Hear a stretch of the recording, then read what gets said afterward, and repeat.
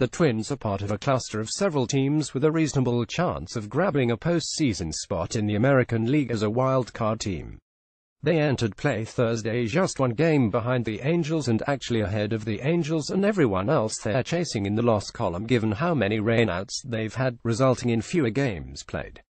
They are also scheduled to use the 32nd pitcher of the season Thursday night when Aaron Slegers makes his MLB debut against Cleveland in the second game of a doubleheader. That game will be part of a stretch of 7 games in 5 days for the Twins thanks to 2 doubleheaders and no off days, and almost certainly will result in even more pitchers making the 2017 debuts, their MLB debuts, or both.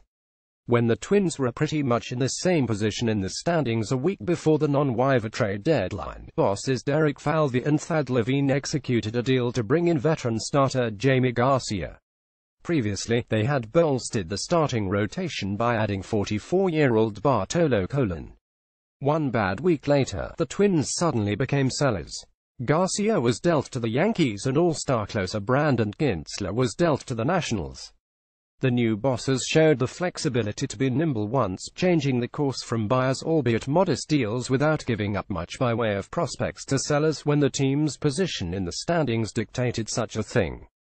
Should they now turn back into buy mode given the Twins' sudden re-entry into the wild-card chase, sparked by an offense that's been on its air, and given the predicament of this lack of pitching depth if Glenn Perkins, activated Thursday, can provide quality innings, that's an addition without a subtraction. Hector Santiago might have done the same for the rotation, but his injury rehab has stalled. Who knows how long Adalberto Mejia will be out. In 2 weeks, the Twins can call up as many reinforcements as they want as a means for trying to piece together games. But 2 weeks is a long time, enough time for their tenuous position in the standings to collapse. Heck, it only took a week each, one bad, one good, for the Twins to fall out of the chase and then climb back in. It becomes trickier to make deals in August because players must clear waivers, but it's hardly impossible.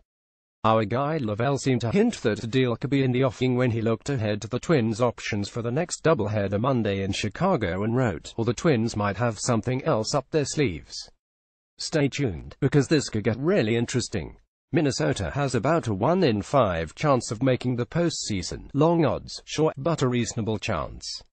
It's hard to say who they could add with impact without giving up much, again, the type of move they should make given the need to keep at least one eye on the future, but if there's a veteran starter available for rent in the next 6 weeks it sure might be worth it. If nothing else, it would be pure entertainment to see a team go from buyers to sellers to buyers all in the span of a few weeks. Michael Rand started Randball with hopes that he could convince the world to love jumpsuits as much as he does.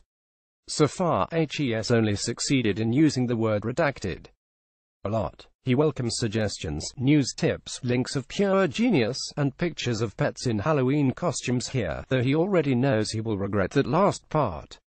Follow @Randball on Twitter. More from Randball. It becomes trickier to make deals in August because players must clear waivers, but it's hardly impossible.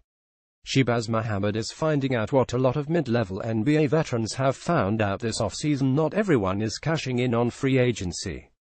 We're going to take a hard turn into something much more unique, Wolves CEO Ethan Casson said of the third Wolves jersey that will be revealed in September. A day after being ejected by umpire Angel Hernandez, Tigers second baseman Ian Kinsler ripped him in the coldest way imaginable. It's still hard to imagine who at the network decided that the prospect of a white auctioneer holding up pictures of black men for mostly white men to bid on was something that would look good on television.